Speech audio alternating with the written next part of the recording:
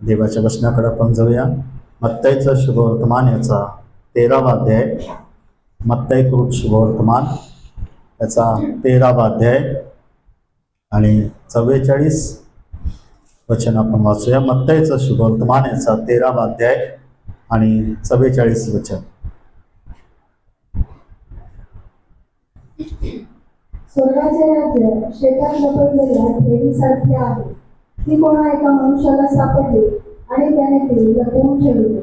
मग आनंदाच्या भरात तो जातो, आपले सर्वस्व विकतो आणि ते शरीर विकत घेतो. पहा, येशूने सांगितलं की स्वर्गाचं राज्य शेतात लपवलेल्या ठेवीप्रमाणे आहे. ज्या कोणाला ती सापडली त्याने ती काय केली? लपवून ठेवली. आणि तो आनंदामुळे, कशामुळं? आनंदामुळे जातो आणि जे काही आहे ते विकतो आणि ते शेत विकत घेतो. हालेलुया. ज्याला देवाचं राज्य सापडलेलं आहे तो काय करतो? आनंदामुळे, म्हणजे जेव्हा आम्हाला देवाचं राज्य सापडतो, जेव्हा आम्हाला परमेश्वराचं सानिध्य, देवाची उपस्थिती, देवाने दिलेल्या तारणाचा अनुभव येतो ना, तेव्हा आम्हाला आनंद व्हायला पाहिजे. हालेलुया. आम्ही काय असायला पाहिजे? आनंदी, की मला ते सापडलेलं आहे, मला ते सापडलेलं आहे. आम्हाला सापडले का? हालेलुया. आम्हाला सापडले का? जर आम्हाला सापडलेलं आहे, जर आम्हाला ख्रिस्त मिळालेला आहे, तर आम्ही काय असायला पाहिजे? आनंदित असायला पाहिजे. तो आनंदाने काय करतो? आपलं सर्वस्व विकतो आणि ते शेत विकत घेतो. काय 45 आणि 46 वचन. आणखी स्वर्गाचे राज्य चांगल्या मोत्यांचा शोध करणाऱ्या कोणा एका व्यापाऱ्यासारखे आहे. त्याला एक अतिमौल्यवान मोती आढळले. मग त्याने जाऊन आपले सर्वस्व विकले आणि ते विकत घेतले. पहा, दुसरं उदाहरण येशू ख्रिस्ताने सांगितलं की स्वर्गाचं राज्य चांगल्या मोत्याचा शोध करणाऱ्या व्यापाऱ्याप्रमाणे आहे. जेव्हा त्याला एक मोठ्या मोलाचा एक चांगला मोती सापडला, तेव्हा त्याने काय केलं? आपलं जे काही होतं ते विकलं आणि तो मोती विकत घेतला. हालेलुया.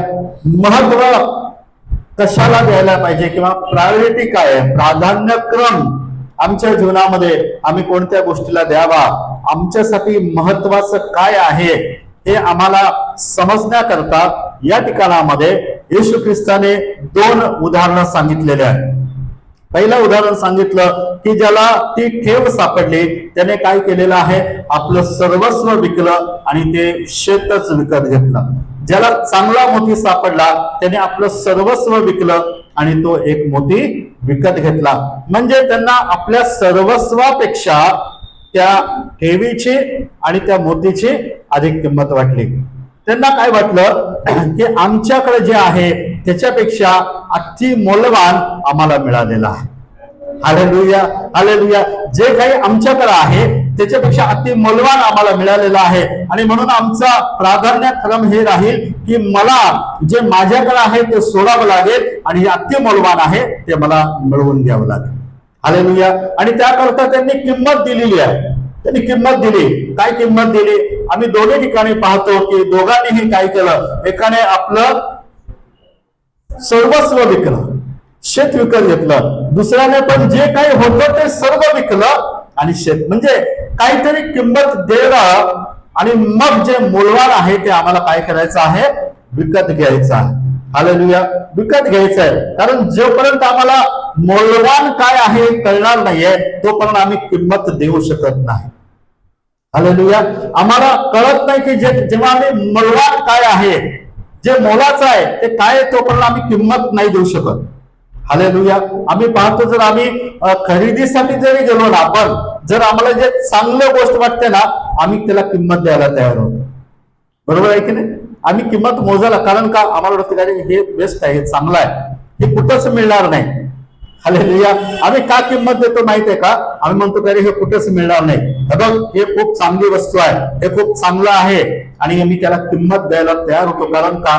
ते आमच्या करता मूलवान आहे. हालेलुया. तसं या ठिकाणी येशूने सांगितलं की मूलवान काय आहे, ज्याच्याकरता आम्हाला काय द्यायचे आहे? किंमत द्यायची आहे. ही गोष्ट पेत्राला त्या दिवशी समजली. लूकचं पुस्तक याचा 5वा अध्याय, लूक शुभवर्तमान याचा 5वा अध्याय आणि त्याचं 11 वचन. लूकचं शुभवर्तमान याचा 5वा अध्याय आणि त्याचं 11 वचन.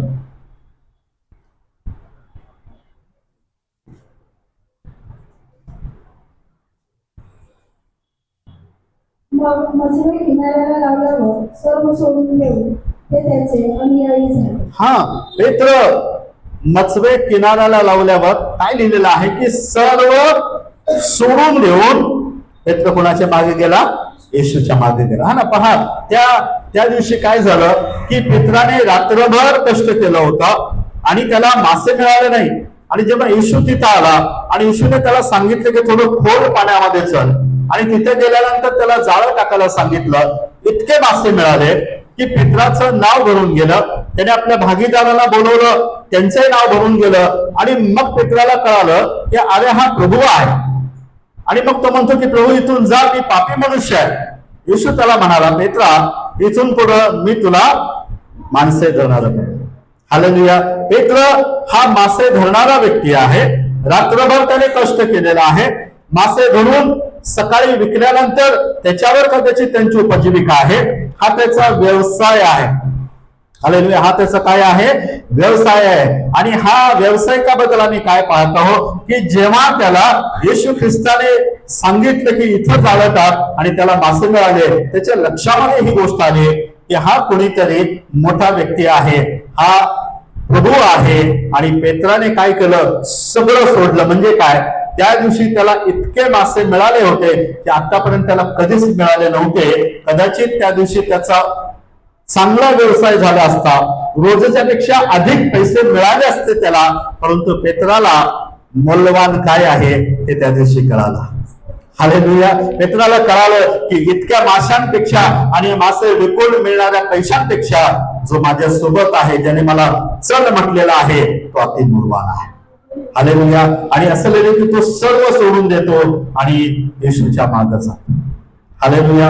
हालेलुया. ही आहे प्रायोरिटी. आम्ही प्राधान्य द्यायला पेत्राला कळालं त्या दिवशी की हा व्यक्ती प्रभू आहे. आणि त्यांनी सोडलं आणि एक व्यावसायिक प्रभूच्या मागे चालू लागला. मत्तेचं शुभवर्तमान त्याचा 9 अध्याय. मत्तेचं शुभवर्तमान त्याचा 9 अध्याय आणि त्याचं 9वं वचन. मत्तेचं शुभवर्तमान 9 अध्याय आणि 9 वचन. मग तेथून जाताना येशूने मत्ते नावाच्या मनुष्याला जकातीच्या नाक्यावर बसलेले पाहून त्याला म्हटले, माझ्या मागे ये. तेव्हा तो उठून त्याच्या मागे गेला. हा, येशू जात असताना मत्ते नावाच्या व्यक्तीला कुठं पाहिलं? जकातीच्या नाक्यावर बसलेलं पाहिलं. आणि येशू जाता जाता म्हणाला, काय म्हणाला? माझ्या मागे ये. जाता म्हणाला माझ्या मागे ये. आणि लक्षात घ्या, त्या मत्तयाचं तत्काळ प्रतिसाद काय आहे माहितीये का? तो उठला आणि हालेलुया. हालेलुया. कुठे होता मत्तय? जकातीच्या नाक्यावर. आणि जकातीच्या नाक्यावरती काम करणारा एक अधिकारी आहे तो मत्तय. आणि मग जकात घेणारे कोण होते? हे सरकारी लोक आहे. म्हणजे हा मत्तय जो आहे हा गव्हर्नमेंट सर्वंट आहे. हालेलुया. कुठला सर्वंट आहे? हा गव्हर्नमेंट सर्वंट आहे, हा सरकारी अधिकारी आहे. परंतु येशू ख्रिस्त जेव्हा त्याला जाता काय म्हणतो? माझ्या मागे ये. तो तत्काळ उठतो आणि येशूच्या मागे निघून गेला. हालेलुया. हालेलुया. त्याला कळालं की या ठिकाणी जो जकात घ्यायला मी बसलेलो आहे, ह्याच्यापेक्षा ज्याने मला म्हटलं की माझ्या मागे ये, तो माझ्यासाठी बलवान आहे. हालेलुया. हालेलुया. त्याने सर्व सोडलं त्या दिवशी आणि मग येशू ख्रिस्ताच्या मागे निघून गेला. हालेलुया. आम्ही पाहिलं एक व्यावसायिक आपला सर्व धंदा सोडतो आणि येशूच्या मागे निघून गेला. एक नोकरदार व्यक्ती, एक गव्हर्नमेंट सर्वंट आपलं सगळं सोडतो आणि कोणाच्या मागे गेला? येशूच्या. का? कारण त्यांना कळालं की आमच्याकडे जे आहे त्याच्यापेक्षा हा मूल्यवान आहे. हालेलुया. हालेलुया. आम्ही जिथं आहोत त्याच्यापेक्षा हा जो व्यक्ती आहे, ज्याने आम्हाला ये म्हटलेला आहे, जो आम्हाला चल म्हणत आहे, तो आमच्यासाठी मूल्यवान आहे. हालेलुया. ते किंमत द्यायला तयार झाले, कारण की त्यांनी ओळखलं की आमच्या जीवनामध्ये कुठली गोष्ट महत्वाची आहे. त्या दिवशी मत्तयाला तो मूल्यवान मोती सापडला. त्या दिवशी पेत्राला ती मूल्यवान ठेव सापडली. त्यांनी सगळं सोडलं आणि ते गोष्टीला प्राधान्य दिलं. हालेलुया. हालेलुया. आमच्याकडे आहे, आम्हाला मिळालेलं आहे ते, पण आम्हाला त्याचं मोल अजून कळायचं आहे. हालेलुया. या लोकांनी का सोडायला तयार झालं? कारण की यांना मोल कळालेलं आहे, त्यांना त्याचं मोल कळालं. लूकच्या 19व्या अध्यायामध्ये आम्हाला जक्कईविषयी माहित आहे, आम्ही वाचणार नाही आहोत. आणि त्या ठिकाणामध्ये जेव्हा जाता जाता येशू ख्रिस्ताने पेत्राला पाहिलं, तो त्या उंबराच्या झाडावर बसलेला आहे आणि त्याला काय म्हटलं, जक्क्याला पाहिलं आणि काय म्हटलं त्याला, की मला आज तुझ्या घरी उतरायचं आहे. आणि जेव्हा येशू जक्कईच्या घरी गेला तेव्हा काय झालं? जक्कई काय म्हणाला, प्रभू मी माझं अर्ध द्रव्य गरिबांना देतो आणि जे काही लुबाडलेल्या लोकांकडून कुबानाने घेतलेलं आहे ते 4 पटीने परत देतो. हालेलुया. 4 पटीने परत देतो. पहा, इतकं दानशूर व्यक्ती जक्कई असू शकत नाही, कारण की लोक बाहेर उभे राहिलेले काय म्हणत होते, हा पापी व्यक्तीच्या घरी गेलेला आहे. हालेलुया. इतका मोठा बदल आणि इतकं उदारता आणि इतकं देण्याची भावना जक्कईमध्ये आली कुठून? हालेलुया. कुठून आलं? कारण त्या दिवशी जक्कईला कळालं, मी जे काही कमवलेलं आहे आणि मी जे काही मिळवलेलं आहे त्याच्यापेक्षा आज माझ्या घरी जो आलेला आहे त्याच्यापेक्षा मूल्यवान आहे. हालेलुया. हालेलुया. ते मूल्यवान जेव्हा कळतो ना तेव्हा आम्ही निर्णय घेऊ शकतो. हालेलुया. जे मोलाचं आहे, ते किती किमती आहे जेव्हा कळतो ना तेव्हा आम्ही डिसिजन घेऊ शकतो. जक्कईने त्या दिवशी निर्णय घेतला, मी अर्ध गरिबांना देऊन टाकणार, ज्यांचं कुबानाने घेतलं त्यांना 4 पटीने परत देणार. हालेलुया. कारण त्याला कळालं, जे काही माझ्याकडे आहे त्याच्यापेक्षा जो मोलवान आहे ना तो मला सापडलेला. हालेलुया. हे प्रायोरिटी होतं जक्कईचं. आणि मग त्या घरामध्ये येशू म्हणाला, आज या घराचं तारण झालेलं आहे. हालेलुया. आज या घराचं तारण झालेलं. कारण का?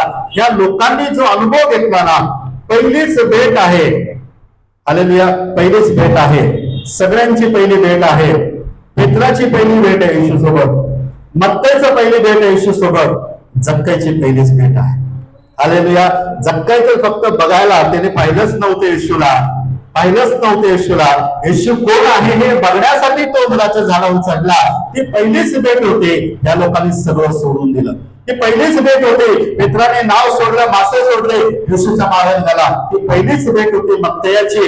इथं जाता जाता येशू म्हणाला, माझ्या मागे ये. तो उठला आणि येशूच्या मागे. कारण की या लोकांना समजलं, जो आम्हाला मिळालेला आहे ना तो सगळ्यापेक्षा मूल्यवान आहे. हालेलुया. हालेलुया. पहा, जे मूल्यवान आहे ना त्या पहिल्याच भेटीमध्ये आम्हाला करायला पाहिजे. हालेलुया. हालेलुया. आम्ही मगाशी खरेदीचं उदाहरण दिलं. आम्ही जेव्हा खरेदीला जातो ना बघतो आणि आमची नजर पटकन काय चांगलं आहे त्याच्यावर थांबते. हालेलुया. आम्ही नजरेत ओळखतो की हे चांगलं आहे, हे बेस्ट आहे, उत्तम आहे.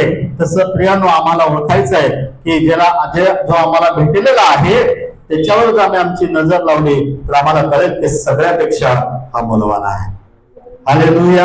हालेलुया. त्याच्यावर जर आम्ही आमचं लक्ष केंद्रित केलं आम्हाला कळेल की सगळ्या गोष्टींपेक्षा हा आमच्यासाठी मूल्यवान आहे. आणि म्हणून जेव्हा आमची पहिली भेट येशू सोबत होते तेव्हा आम्ही सगळं सोडायला तयार. हालेलुया. आम्ही का सगळं सोडायला तयार झालो? कारण आम्हाला कळालं की आमच्याकरता हा मूल्यवान बुद्धी आहे.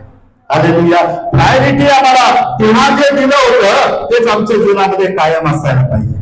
तेच प्राधान्यक्रम आमच्या जीवनामध्ये येशूला तेच प्राधान्य नेहमी असावं जे आम्ही पहिल्या दिवशी दिलं होतं. तारणाच्या दिवशी जे आम्ही प्रायोरिटी दिलं, तारणाच्या दिवशी जे आम्ही त्याला ओळखलं की हा माझ्यासाठी मूल्यवान आहे आणि आम्ही सगळं सोडलं आणि त्याच्या मागे आलो, आम्ही कायम स्वरूपी त्यालाच आमच्या जीवनामध्ये प्राधान्य द्यायला पाहिजे. हालेलुया. हालेलुया. हे प्राधान्यक्रम येशू ख्रिस्ताने या 2 उदाहरणावरून शिकवला. पुढे जाऊन त्याने त्यांना आणखीन एक दाखला सांगितला. 47 आणि 48 वचन आपण वाचूया. 47 आणि 48 वचन. मत्ते 13 अध्याय 47 आणि 48 वचन. आणखी स्वर्गाचे राज्य समुद्रात टाकलेले एखाद्या जाळ्यात सर्व प्रकारचे जीव एकत्र सापडतात त्यासारखे आहे. ते भरल्यावर माणसांनी ते किनाऱ्याकडे ओढले आणि बसून जे चांगले ते भांड्यात जमा केले, वाईट ते फेकून दिले. हा, पहा, दुसरं उदाहरण, स्वर्गाच्या राज्याचं दुसरं उदाहरण, देवाच्या राज्याचा दुसरा दाखला येशू ख्रिस्ताने काय सांगितला की स्वर्गाचं राज्य समुद्रामध्ये टाकलेल्या आणि सर्व प्रकारचे जीव गोळा करणाऱ्या त्या जाळ्यासारखं आहे. जेव्हा ते जाळं भरतं आणि लोक किनाऱ्याला ओढतात आणि काय करतात, ते बसून, काय लिहिलेलं आहे तिथं, बसून काय करतात, त्या जाळ्यामध्ये जे काही मिळालेलं आहे त्यांना, जे चांगलं आहे ते भांड्यामध्ये भरलं जातं, जे वाईट आहे ते काय केलं जातं, फेकून दिलं जातं. हालेलुया. पहिल्या 44 ते 46 वचनामध्ये येशू ख्रिस्ताने प्राधान्यक्रम कशाला द्यायला पाहिजे, आमच्यासाठी मोलवान काय आहे ते सांगितलेलं आहे. आणि दुसऱ्या उदाहरणामध्ये येशूने काय सांगितलेलं आहे की आम्हाला सॉर्टिंग करता यायला पाहिजे, चांगलं आणि वाईट. हालेलुया. सॉर्टिंगचा अर्थ काय, वेगवेगळं करणं, वर्गीकरण करता यायला पाहिजे, चांगलं काय आहे आणि वाईट काय आहे. हालेलुया. या ठिकाणी म्हटले की त्या जाळ्यामध्ये सगळे जीव जमा झाले, पण त्यांनी बसून चांगलं भांड्यामध्ये ठेवलं आणि वाईट फेकून दिलं. हालेलुया. हे सॉर्टिंग करणं आमच्यासाठी फार महत्वाचं आहे, प्राधान्यक्रम महत्वाचा आहे. आणि दुसरी गोष्ट, आम्हाला सॉर्टिंग करता यायला पाहिजे, आम्हाला वर्गीकरण करता यायला पाहिजे. 51 आणि 52 वचन. तुम्हाला या सर्व गोष्टी समजल्या का? ते त्याला म्हणाले, हो. येशूने त्यांना विचारलं, मी जे सांगितलेलं आहे तुम्हाला समजलं का? मी जे सांगितलंय तुम्हाला समज, कारण ते महत्वाचं होतं, तुम्हाला समजलं का? ते त्याला म्हणाले, होय. पुढं, तेव्हा तो त्यांना म्हणाला, प्रत्येक शास्त्री जो स्वर्गाच्या राज्याचा शिष्य झाला आहे, जो स्वर्गाच्या राज्याचा काय झालेला आहे, शिष्य झालेला आहे. आम्ही प्रत्येक व्यक्ती जो स्वर्गाच्या राज्याचे काय बनलेला आहोत, शिष्य बनलेला आहोत. पुढं, शिष्य झाला आहे, हा. तो आपल्या भांडारातून, तो आपल्या भांडारामधून नव्या जुन्या गोष्टी काढणाऱ्या गृहस्थासारखा गृहस्थासारखा आहे. हालेलुया. तो शिष्य कसा आहे, तो आपल्या भांडारामधून नव्या आणि जुन्या गोष्टी काढणारा व्यक्ती आहे. बघा, सॉर्टिंग आहे या ठिकाणी. हे खालचे 2 वचनामध्ये सॉर्टिंग केलेलं आहे. पहिल्या 2 वचनामध्ये प्राधान्यक्रम दिलेला आहे, प्रायोरिटी दिलेला आहे. खालच्या 2 वचनामध्ये काय केलेलं आहे, वर्गीकरण करता यायला पाहिजे, सॉर्टिंग करता यायला पाहिजे, चांगलं आणि वाईट, नवीन आणि जुना. हालेलुया. चांगलं आणि वाईट, नवीन आणि जुनं. हालेलुया. चांगलं आणि वाईट म्हणजे काय, की त्या ठिकाणी त्यांनी काय केलं की चांगलं ते भांड्यामध्ये भरलं, वाईट ते काय केलेलं आहे, फेकून दिलं. आम्हाला ह्याच्यामध्ये सॉर्टिंग करता यायला पाहिजे की चांगलं काय आहे आणि वाईट काय आहे. हालेलुया. असं लिहिलंय की ते बसून, म्हणजे आमच्या जीवनामध्ये जेव्हा आम्ही देवाला प्राधान्यक्रम देतो, दुसरी गोष्ट काय असायला पाहिजे, आम्ही बसून हे आमच्या जीवनामध्ये परीक्षण करायला पाहिजे की चांगलं काय आहे आणि वाईट काय आहे. चांगलं ते ठेवायला पाहिजे, वाईट ते टाकून द्यायला पाहिजे. हालेलुया. दोन्ही गोष्टी आम्हाला ठेवता येणार नाही, ते सॉर्टिंग करता यायला पाहिजे. आणि म्हणून चांगलं आणि वाईटाचं वर्गीकरण आम्हाला बसून करायचं, लक्षात घ्या. हालेलुया. आम्ही असं जीवन जगत जातो, पण कधीतरी आम्हाला बसायचं आहे, कधीतरी आम्हाला बसायचं आहे आणि आमच्या जीवनाचं परीक्षण करून आम्हाला काय करायचं आहे, चांगलं काय आहे आणि वाईट काय आहे, वाईट काढून टाका, चांगलं माझ्यामध्ये.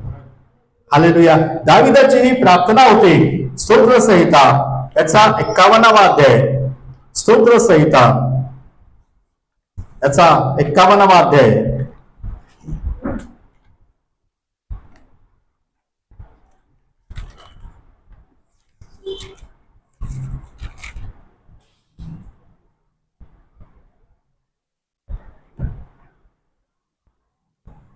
सातवं वचन, स्तोत्र संहिता 51वा अध्याय 7 वचन.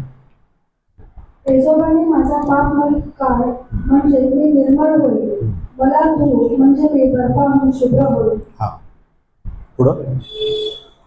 आनंदाचे व हर्षाचे शब्द माझ्या कानी पडते, म्हणजे तू मोडलेली माझी हाडे उल्हासते.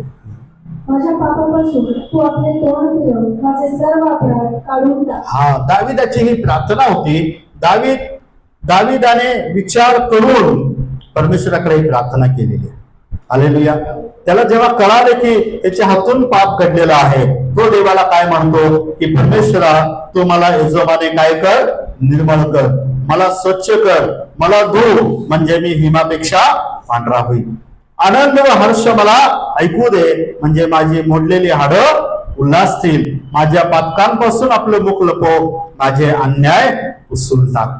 हा देवाला काय सांगत आहे की वाईट देवा, आता माझ्यामधून काय कर, बाजूला काढ, मला धू, मला स्वच्छ कर.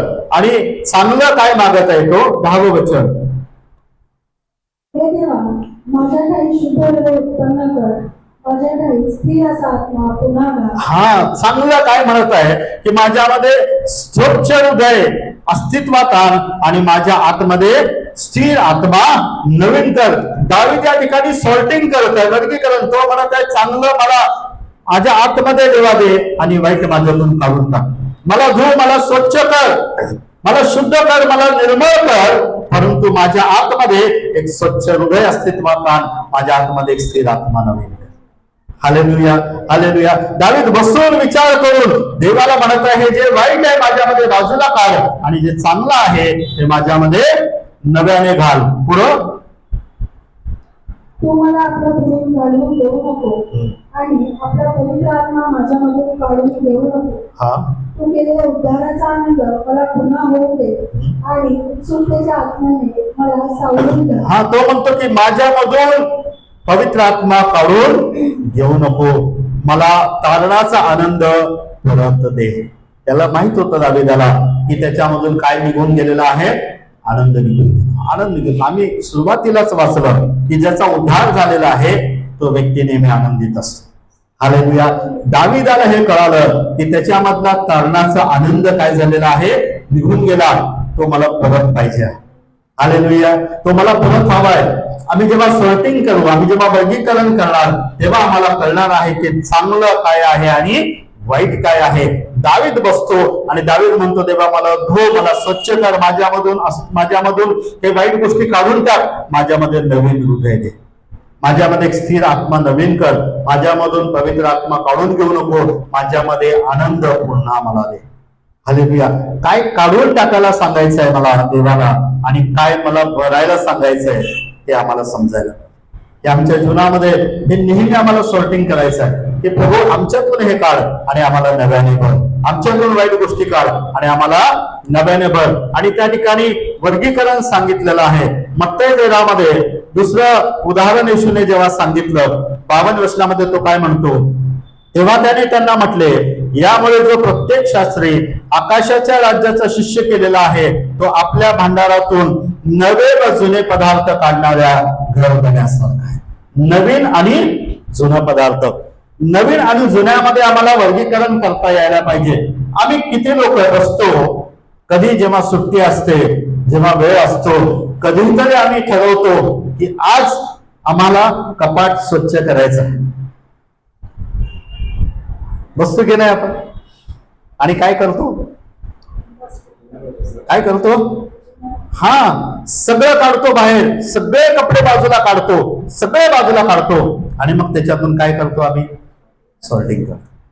हे जुने कपडे आहे, खूप दिवस घातलेले नाहीये, आता बसत नाहीये, काही फाटलेले आहे, बाजूला काढा. चांगले चांगले आहे परत घड्या करा आणि व्यवस्थित कपाट लावा. हे आमच्या आध्यात्मिक जीवनामध्ये पण असं सॉर्टिंग करायचं. Hallelujah, hallelujah. नेहमी आम्हाला समजायला पाहिजे की माझ्यामध्ये काय वाईट आहे, माझ्यामध्ये काय चुकीचं आहे, माझ्यामध्ये काय निरुपयोगी आहे, बाजूला काढा, चांगल्या गोष्टी आम्हाला परत ठेवायचं. Hallelujah, hallelujah. आमचं हृदय पण कपाटच आहे.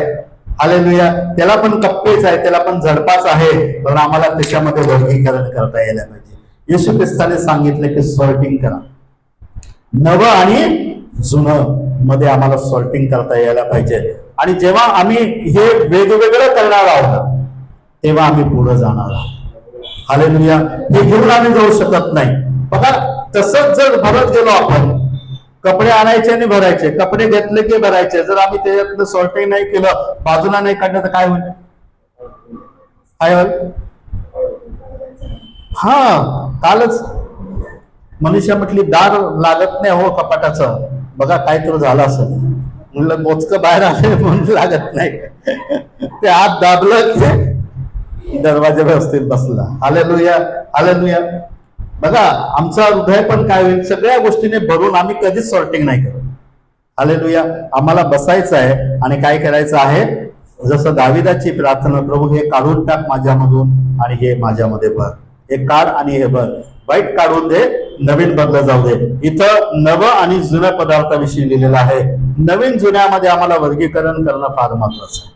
पाऊल काय म्हणतो, फिलिप्पीकराचं पत्र याचा 3रा अध्याय, फिलिपिकराचं पत्राचा 3रा अध्याय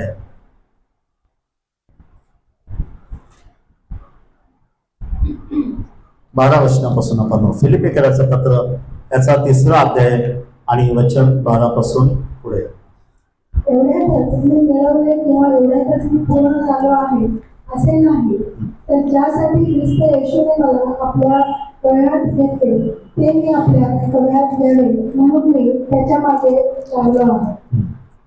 बंधूंनो, मी अद्याप ते आपल्या कळ्यात घेतले असे मानित नाही. हा, पाऊल म्हणतो की मी अद्याप अजून ते माझ्या कयामध्ये घेतले असं मी मानत नाही. ज्यासाठी मला येशू ख्रिस्ताने बोलवलेलं आहे आणि ज्यासाठी मी ते त्याच्या पाठीस लागतो ते अजूनही मला मिळवायचं आहे. अजून मी मिळवलेलं नाही आहे. कधी मिळवणार आहे? पुढं तर मागील गोष्टींकडे दुर्लक्ष करून व पुढील गोष्टींकडे लक्ष लावून ख्रिस्त येशूच्या ठाई देवाचे जे वरील पाचारण आहे त्यासंबंधीचे बक्षीस मिळवण्यासाठी मर्यादेवरील खुणेकडे मी धावतो. पाऊल म्हणतो बक्षीस मिळवण्याकरता मर्यादेवरील खुणेकडे मी काय करतो? धावतो. पाऊलाने या ठिकाणी त्याच्या जीवनाचं वर्गीकरण कसं केलेलं आहे, कशा प्रकारे तो सॉर्टिंग करतो. मला मिळवायचंय, अजून मी अद्याप मिळवलेलं नाहीये, पण मी एक गोष्ट करतो, मागील गोष्टी विसरतो आणि पुढील गोष्टीकडे लक्ष देतो. हालेलुया. मी जुन्या गोष्टी विसरतो आणि मी नवीन गोष्टींकडे लक्ष लावतो, तेव्हाच मी पुढे जाऊ शकतो. हालेलुया. पौलाने असं विचारामध्ये राहिला असता की मी कित्येक लोकांचा छळ केलेला, स्टेफनाला मारताना त्या मारणाऱ्यांचे कपडे सांभाळण्यामध्ये पाऊल होता. हे पौलाच्या डोक्यामध्ये जर सतत विचार असते तर पाऊल एवढा पुढे गेलाच नसता. हालेलुया. लक्षात घ्या, जुन्या गोष्टी काय करतात? आम्हाला पुढे जाऊ देत नाही. ते आम्हाला मागच सोडायचं आहे आणि आम्हाला पुढे जायचं आहे. हालेलुया. तो म्हणतो मागच्या गोष्टी विसरतो. मी किती लोकांचा छळ केला ते विसरतो. मी किती लोकांना मारलेला मी विसरतो. मी कोण होतो मी विसरतो आणि मी पुढील गोष्टीकडे, ज्यासाठी मला ख्रिस्ताने बोलावलेलं ना ते बक्षीस मिळवणं, आता हेच माझं काम आहे. हालेलुया. हालेलुया. आम्हाला जुन्या गोष्टी आणि नवीन गोष्टींमध्ये सॉर्टिंग करता यायला पाहिजे. आम्ही जर पण जुनं सोडणार नाही तर आम्हाला नवीन गोष्टींकडे जाता येणारच नाही. हालेलुया. आणि म्हणून परमेश्वर पण यशामध्ये म्हणतो की जुनं ते होऊन गेलेलं आहे, आम्ही एक नवीन कार्य करणार आहे. तुम्ही समजणार नाही का? मी अरण्यामध्ये मार्ग काढेन, वाळवंटामध्ये नद्या वाहेन. हालेलुया. हालेलुया. लक्षात घ्या, जोपर्यंत जुनं आहे ना तोपर्यंत आम्ही नवीन गोष्टी समजू शकत नाही. हालेलुया. जोपर्यंत जुन्या गोष्टी आतमध्ये ठेवणार तोवर नवीन गोष्टी आम्ही समजू शकत नाही. आणि म्हणून आम्हाला इथं सॉर्टिंग करायचं आहे, जुन्या गोष्टी बाजूला काढायच्या आहे, आम्हाला नवीन गोष्टीमध्ये जायचं. हालेलुया. म्हणून येशू ख्रिस्ताने मत्तई 13 मध्ये 2 उदाहरणामध्ये 2 महत्वाचे दाखले, 2 महत्वाच्या गोष्टी स्वर्ग राज्याबद्दल शिकवलं. पहिलं, प्रायोरिटी कशाला द्यायला पाहिजे, आणि दुसरी गोष्ट, आम्हाला आमच्या जीवनामध्ये सॉर्टिंग करता यायला पाहिजे. महत्वाचं काय आहे आणि निरुपयोगी काय आहे, चांगलं काय आहे आणि वाईट काय आहे, नवीन काय आहे आणि जुनं काय. हालेलुया. ते सोडायचं आहे आणि मग आम्ही पुढे जाऊ शकतो. का येशू ख्रिस्ताने हे गोष्ट करायला सांगितलं? कारण येशू ख्रिस्त शेवटच्या न्यायाचं उदाहरण देताना त्याने पण सॉर्टिंगच केलेलं आहे, वर्गीकरण त्याने केलेलं आहे. मत्तईचं सुवर्तमान याचा 25वा अध्याय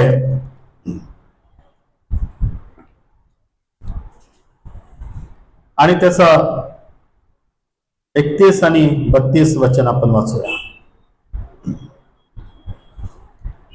जेव्हा मनुष्याचा पुत्र आपल्या वैभवाने सर्व देवता सहन केले तेव्हा तो आपल्या वैभवशाली राजासनावर बसेल.